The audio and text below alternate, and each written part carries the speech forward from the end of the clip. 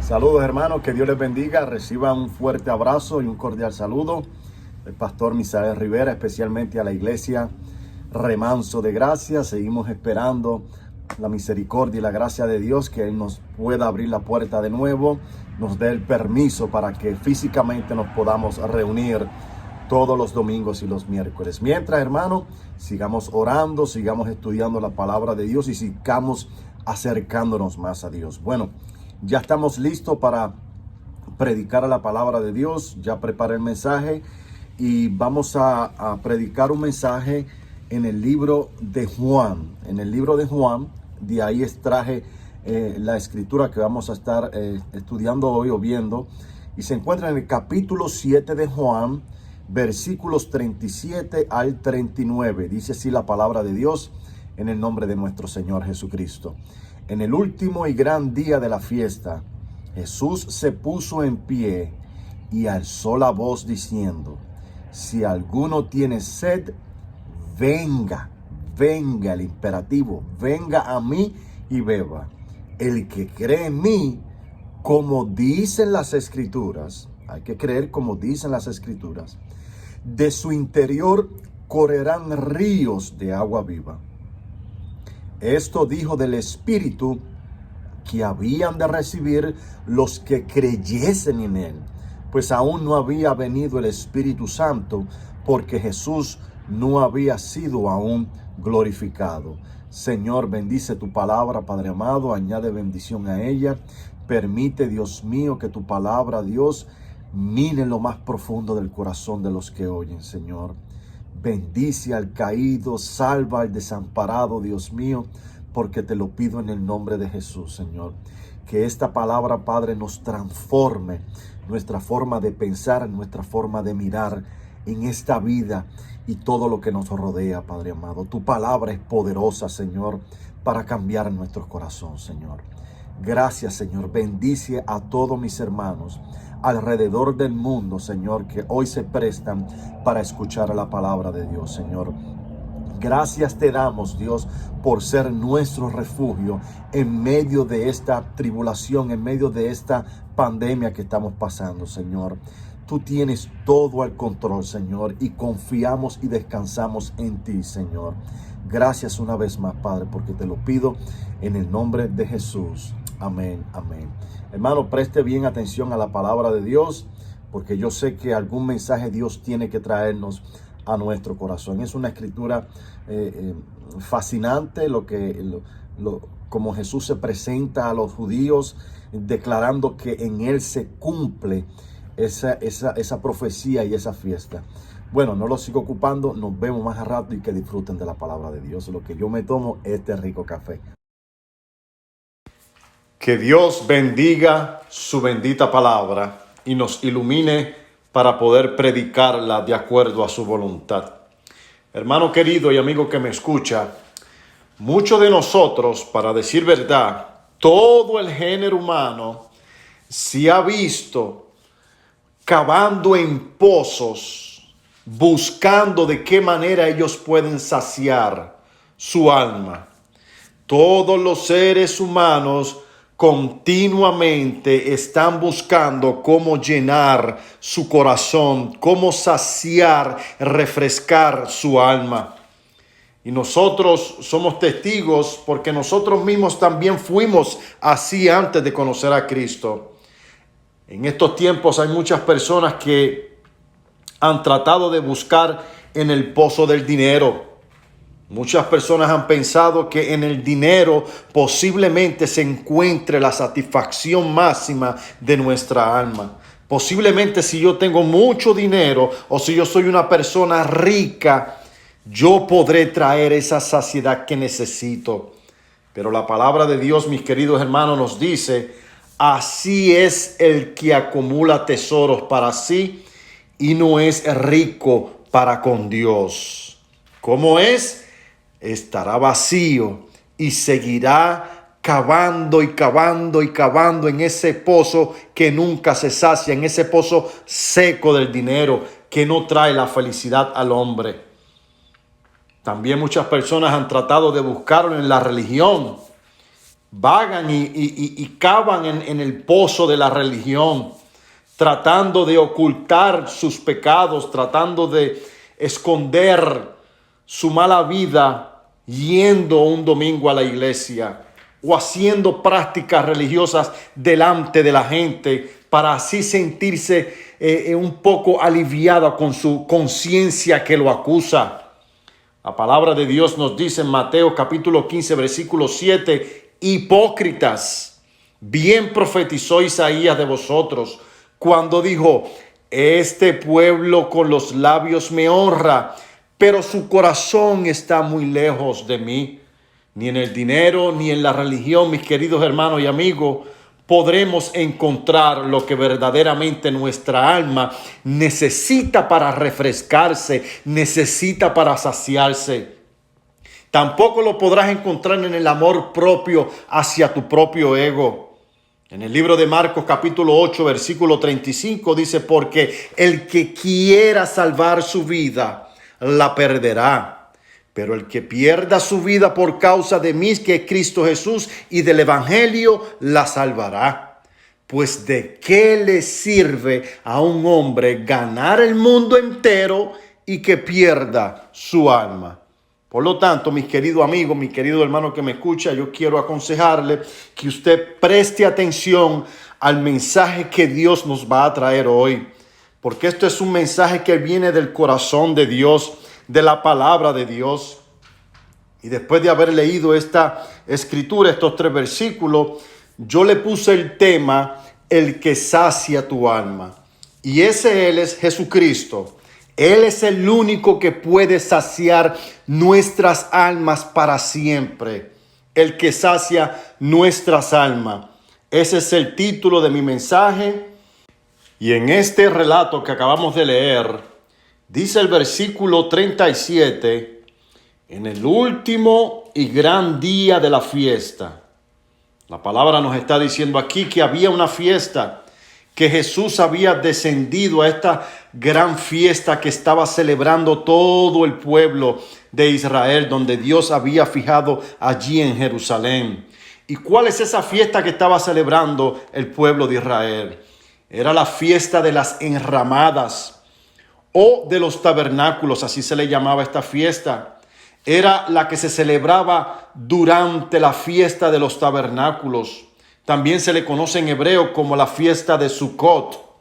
El pueblo judío debía reunirse en Jerusalén, no solo para recordar la provisión de Dios en el desierto, sino también para esperar la era mesiánica prometida cuando todas las naciones fluyan a esta ciudad para adorar al Señor.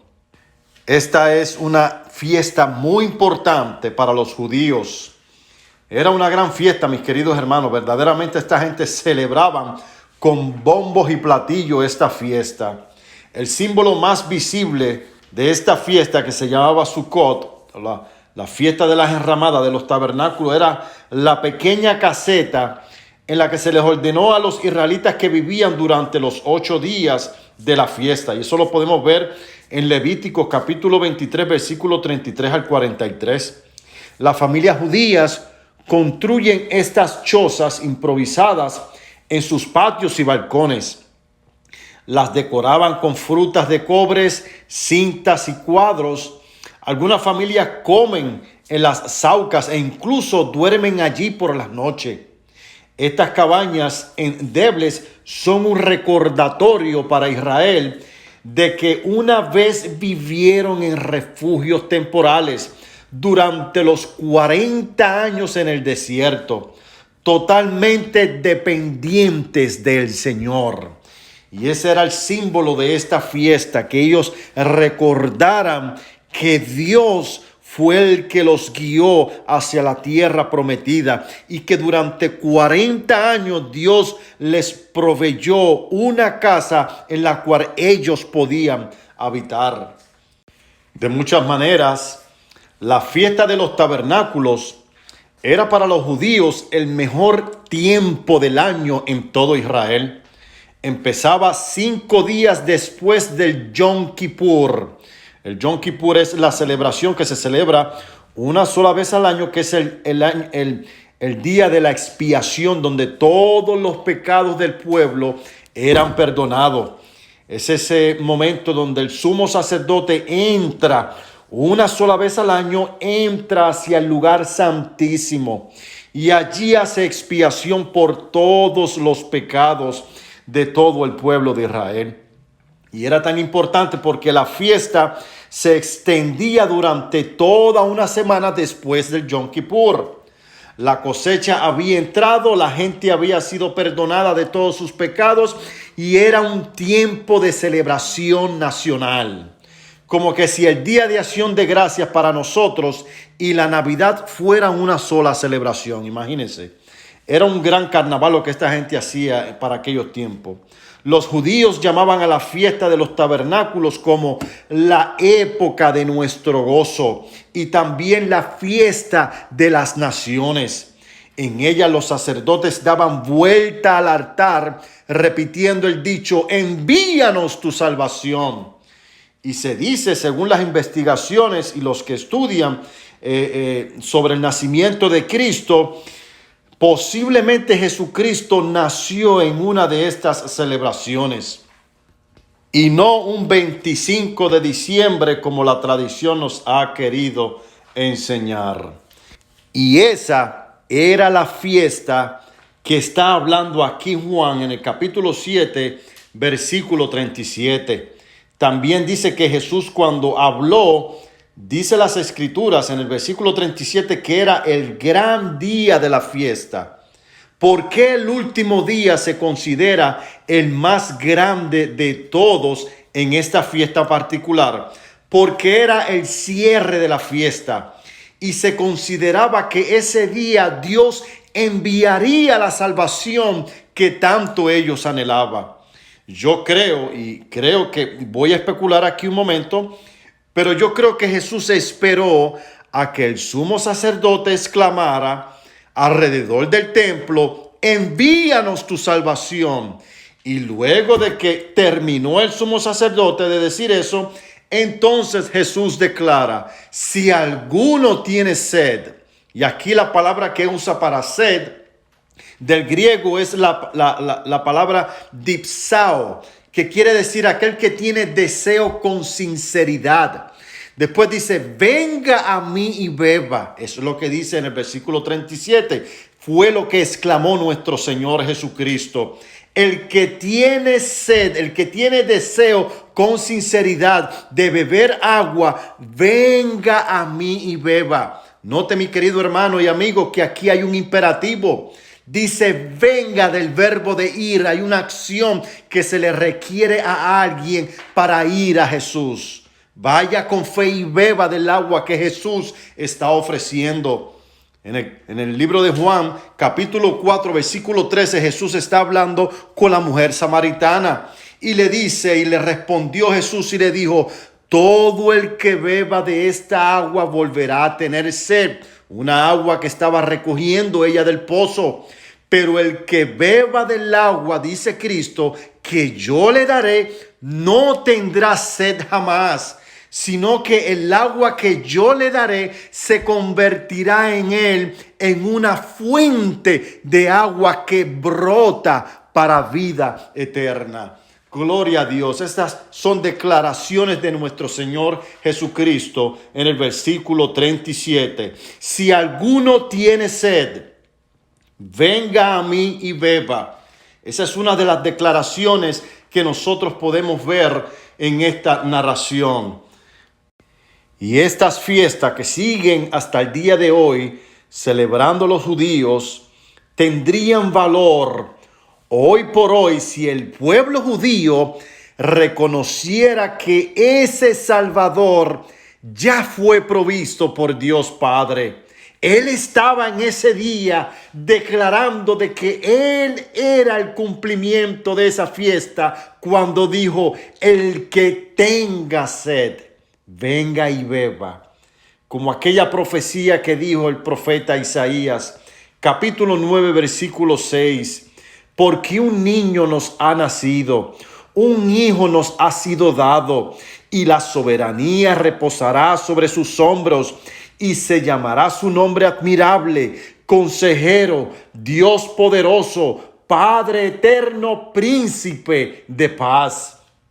Esa promesa ya se había cumplido ese mismo día. Esa promesa ya se había cumplido en la persona de Jesús, en aquel que exclama, en aquel que declara: todo el que tenga sed, venga, porque Él es el que tiene el agua que sacia a la humanidad entera. Por eso Él invita a todos aquellos que se quieren saciar de esta agua, venir a Él. Porque Él y solo Él es la verdad de Dios y no hay otro que sacie como Él. Pregunto, ¿usted ya vino a Él y se siente saciado solo por Él? ¿O usted sigue insatisfecho de lo que hay en su corazón? Mira lo que dice el versículo 38 y esta es su segunda declaración. Leemos: el que cree en mí, como dice las Escrituras, de su interior correrán ríos de agua viva. Si usted todavía sigue vacío, si usted todavía sigue buscando en esos pozos secos, es porque usted no ha creído en Cristo de acuerdo a las Escrituras. Y es así que Él dice, mi querido hermano: el que cree en mí, como dicen las Escrituras. Lo que usted crea de Jesús determinará si usted es el recipiente correcto para derramar la promesa del Maestro en el verso 38. ¿Qué cree usted de Jesús? ¿Cree usted que Jesús es una especie de Aladino que vino a cumplirnos nuestros caprichos personales? Porque ese es el Jesús falso del evangelio de la prosperidad que se predica hoy. Y usted está errando al blanco si cree de esa manera. Por eso es que sigues vacío, por eso es que sigues buscando riqueza, por eso es que sigues declarando y tratando de que Jesús te cumpla tu sueño, de que seas un hombre exitoso, porque no has creído en Jesucristo de acuerdo a las Escrituras, de acuerdo a como los profetas y los apóstoles revelaron siendo inspirados por Dios, para que tú puedas saciar tu alma de esta agua que está ofreciendo Cristo Jesús. Tú necesitas creer en Él de acuerdo a las sagradas Escrituras. Usted es de los que cree también que Jesús es una especie de amo que todo el tiempo está midiendo sus sacrificios personales para ver si usted verdaderamente merece sus bendiciones. Y la promesa del versículo 38, ese también es el Jesús falso del evangelio del legalismo. Si usted es un legalista, si usted piensa que por sus sacrificios usted puede comprar el favor y la bendición de Dios, usted no está creyendo en el Jesús de las Escrituras. Y por eso es que hoy día vemos muchas personas entrando a las iglesias y saliendo igual de vacías. Inclusive muchos que se dicen llamar creyentes, que han seguido estos evangelios falsos y todavía sus almas siguen insatisfechas. No son conformes con ellos mismos. No pueden descansar en la gracia de Dios porque piensan que de ellos depende la salvación. Usted, amigo querido, necesita creer en Cristo como dicen las Escrituras. Entonces, ¿cómo es la creencia correcta que habla Jesús conforme a las Escrituras? Yo voy a leer aquí la carta de Romanos, porque Pablo dice aquí algo bien importante que podría arrojarnos luz para entender un poquito lo que el Señor está hablando. Dice Romanos capítulo 1, versículo 1, y vamos a leer hasta el 6. Pablo, siervo de Jesucristo, llamado a ser apóstol, apartado para el evangelio de Dios, que él había prometido antes por sus profetas en donde en las santas escrituras, acerca de su Hijo, nuestro Jesucristo, nuestro Señor, que era del linaje de David según la carne, que fue declarado Hijo de Dios con poder, según el Espíritu de santidad, por la resurrección de entre los muertos, y por quien recibimos la gracia y el apostolado para la obediencia a la fe en todas las naciones por amor de su nombre, entre los cuales estáis también ustedes llamados a ser de Jesucristo. Entonces, mis queridos hermanos, usted necesita creer que Jesús es el único Mesías verdadero y que no hay otro fuera de él. Es decir, él es el único Salvador del mundo, el único Salvador suficiente, el único proveedor de esa gracia salvadora, que solamente por la gracia que otorga nuestro Señor Jesucristo, usted puede obtener la salvación de su alma. Solo por gracia y solo por la persona de Jesucristo. Usted necesita creer en su corazón y abrazar eso hasta el resto de sus vidas aquí en esta tierra. Usted también necesita creer que Cristo fue 100% hombre, pero al mismo tiempo era 100% Dios divino con letra mayúscula.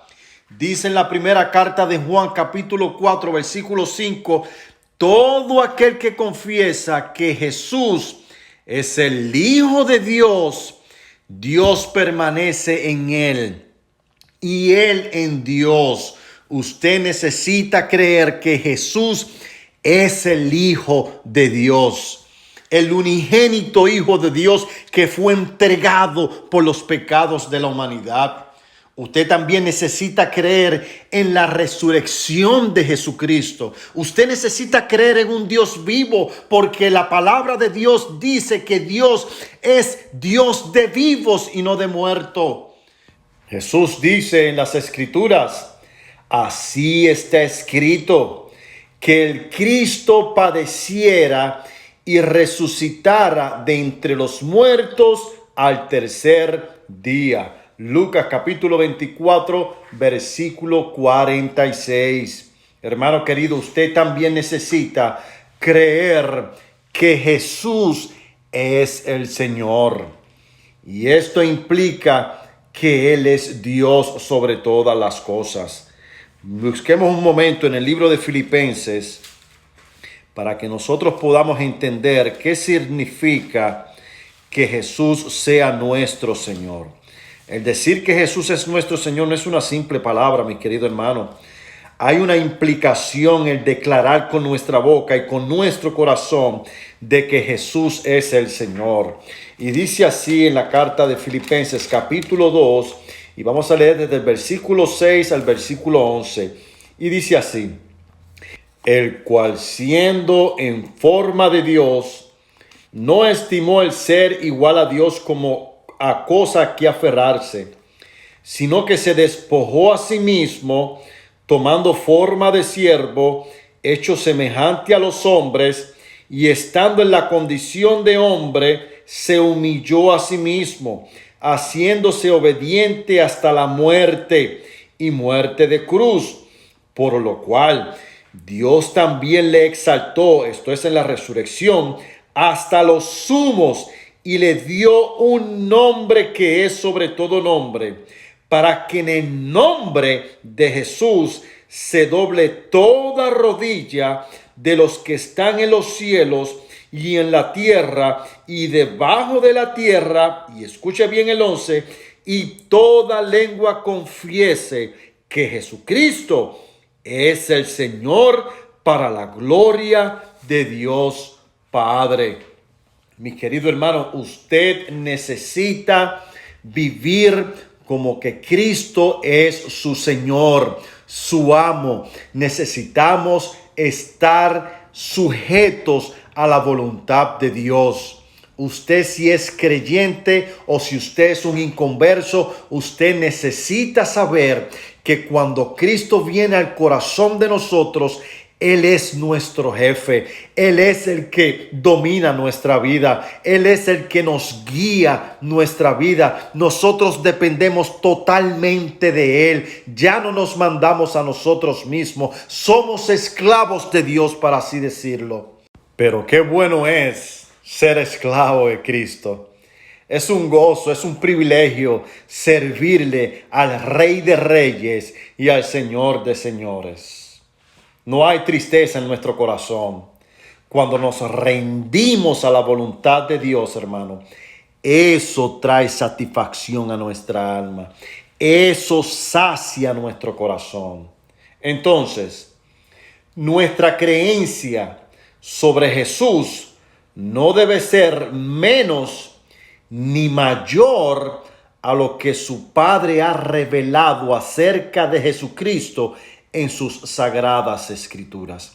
Creamos en Cristo justamente lo que dice las sagradas escrituras, ni más ni menos, mis queridos hermanos. Luego de que Jesús hace esa declaración, que los que crean en Él de esa forma escritural, dice que de su interior correrán ríos de agua viva, como dice el versículo 38. El que cree en mí, como ha dicho las escrituras, de lo más profundo de su ser brotarán ríos de agua viva. Los ríos de agua viva es la representación del Espíritu Santo. Y eso nos los afirma el versículo 39, que es el último texto que vamos a observar en esta narración. Y dice así: pero él decía esto del Espíritu que los que habían creído en él habían de recibir, porque el Espíritu no había sido dado todavía, pues Jesús aún no había sido glorificado. Bíblicamente, ¿cómo se manifiestan esos ríos de agua vivas en el creyente? Y esto es importante que nosotros lo tengamos bien definido, porque hay una mala enseñanza acerca de los ríos de agua viva en nuestro interior.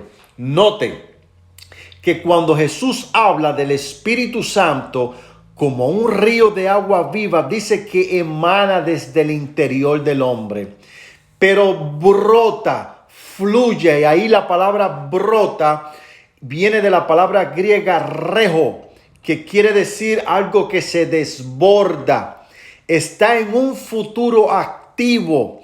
Ese río se desbordará y fluirá. Es un evento invisible y visible a la misma vez. Invisible porque comienza en el interior del hombre, donde nadie puede verlo, pero él lo va sintiendo. Empieza a notar desde su interior que algo nuevo está ocurriendo en el corazón. La palabra de Dios dice que el Espíritu Santo va transformando nuestro corazón, nuestra conciencia en nuestro interior. Pero a la misma vez también va haciendo visible, porque la promesa es que se desbordará. Y es ahí cuando se hace visible. Le voy a dar un ejemplo. Usted coge un vaso negro y lo empieza a llenar de agua. Al momento, los que miran de afuera pueden ver el vaso, pero no pueden ver el agua que está adentro. Empiezan a ver el agua cuando el agua empieza a desbordarse y empieza a salir, porque no lo puede contener adentro. De igual forma ocurre cuando Cristo Jesús derrama el Espíritu Santo dentro de nuestro ser. Comienza a generar cambios en nuestro interior y que eventualmente se manifestará en nuestro exterior. La promesa es que estas aguas son vivas. Quiere decir que no pueden estar estancadas, sin ningún movimiento. El Espíritu Santo que habita y trabaja en los creyentes es como una fuente de vida, mi querido hermano. una corriente lo suficientemente fuerte para sacarnos hacia adelante y guiarnos al camino que conduce a la vida eterna. En el libro de los Hechos, capítulo 1, versículo 8, dice: pero recibiréis poder cuando haya venido sobre vosotros el Espíritu Santo, y me seréis testigos. Ve que hay una manifestación de un evento que comienza en el interior del hombre, pero que se va reflejando eventualmente en el exterior del hombre. Me seréis testigos a la vez en Jerusalén, en toda Judea, en Samaria y hasta lo último de la tierra. Estas aguas que Cristo ofrece, el Espíritu Santo, son como corrientes y son lo suficientemente limpias para purificar y limpiar nuestras almas de la suciedad del pecado. Estas corrientes fluyen desde nuestro Redentor glorificado, Cristo Jesús. En el libro de los Hechos, capítulo 2, versículo 32, dice: a este Jesús resucitó Dios, de lo cual todos nosotros somos testigos. Así que, exaltado por la diestra de Dios y habiendo recibido del Padre la promesa del Espíritu Santo, Él ha derramado esto que ahora vosotros veis y oís. Y hay por lo menos dos formas en las cuales nosotros podemos identificar el fluir y la llenura del Espíritu Santo en nuestro corazón. Y una de ellas son los dones, esos regalos que Dios imparte a cada uno en particular para la edificación del pueblo de Dios. Dios ha dado dones a los hombres en el Espíritu Santo que se manifiestan y con el objetivo de glorificar a nuestro Señor y para edificar a la iglesia. Nosotros no hemos recibido los dones del Señor para hacer la burla del pueblo que nos rodea a nuestro alrededor. Los dones del Espíritu Santo tienen que ser administrados según la palabra de Dios nos dice que se tienen que hacer. Ahora, si nosotros podemos manifestar que el Espíritu Santo está dentro de nuestro corazón por los dones, lo más importante de este fluir del Espíritu Santo en nosotros son los frutos de este mismo Espíritu. En el libro de Mateo, capítulo 7, versículo 19 dice: todo árbol que no da buen fruto es cortado y echado al fuego. Nota, hermano, que dice aquí: todo árbol que no manifieste dones. No dice ahí eso. Dice: todo árbol que no da buen fruto es cortado y echado al fuego. Así que por sus frutos los conoceréis. No todo el que me dice Señor, Señor, entrará en el reino de los cielos, sino el que hace la voluntad de mi Padre que está en los cielos. Nota nuevamente como en esa última parte dice que los que entrarán al cielo son los que hacen la voluntad del Padre y no los que manifiestan ciertos dones en particular. No confundamos el brote o el derramamiento, los ríos de agua vivas del Espíritu Santo, con un estallido de emociones dentro de nuestro interior. Eso no es los ríos de agua viva que emanan desde nuestro interior y se desbordan hacia nuestro exterior. Tampoco confundamos de que esos estallidos emocionales que se practican dentro de las iglesias son verdaderamente la llenura del Espíritu Santo. No, hermano querido, la llenura del Espíritu Santo es el total control del dominio del Espíritu en nuestras vidas.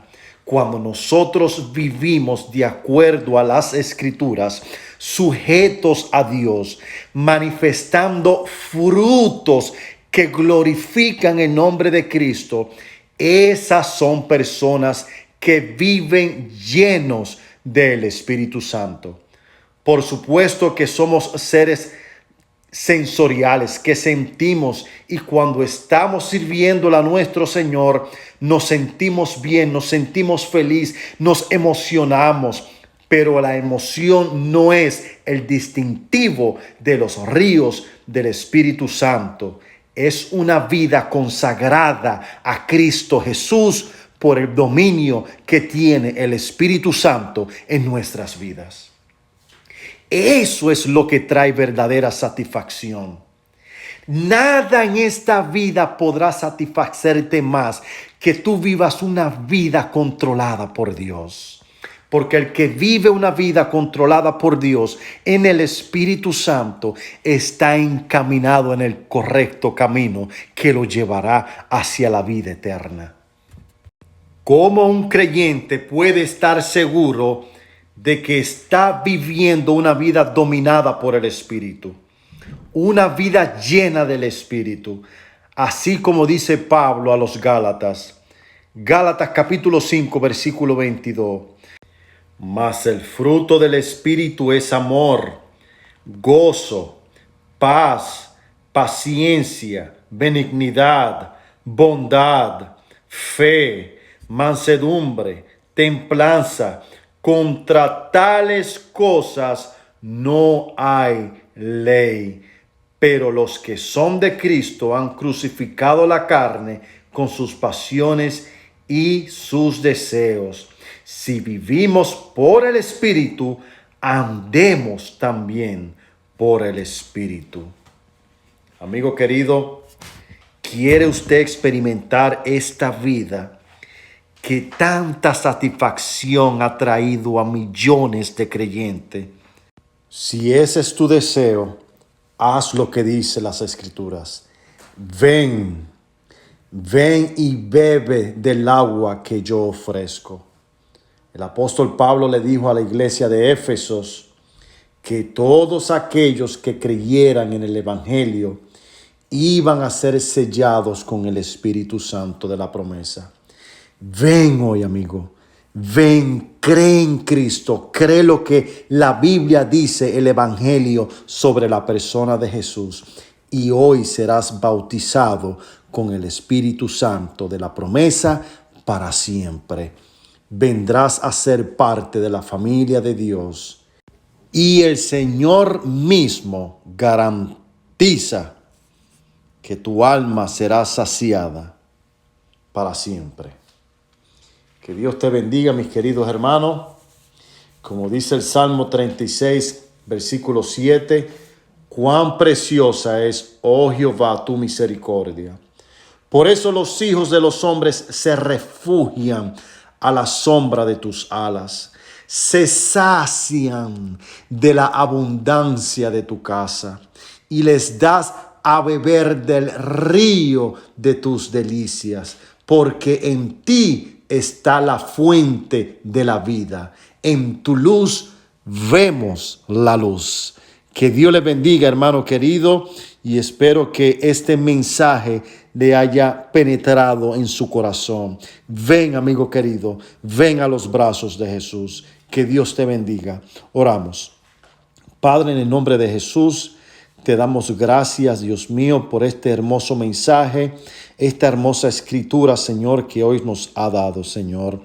Permite, Señor, que esta palabra, Señor, mane en lo más profundo de aquellos que aún no te conocen. Y también te pido por aquellos creyentes que están apartados hoy, Señor, tristes, Señor, porque no están caminando de acuerdo a tu voluntad, Señor. Yo te pido que tengas misericordia de ellos, Señor, y que tú los traigas por el Espíritu Santo, Señor Padre. Gracias, Señor, por tu bendita misericordia, Señor, y por darnos el inmenso privilegio de recibir este regalo del Espíritu Santo, Señor. Espero en el Señor Jesucristo que esta palabra que escuchamos haya ministrado su corazón. Confiamos que la poderosa palabra de Dios es capaz y útil para redarguir y para instruirnos en la justicia de Dios. Yo quiero exhortarle a todos aquellos que aún no han experimentado el derramamiento del Espíritu Santo. Si usted no ha experimentado el derramamiento del Espíritu Santo, es porque usted no es creyente.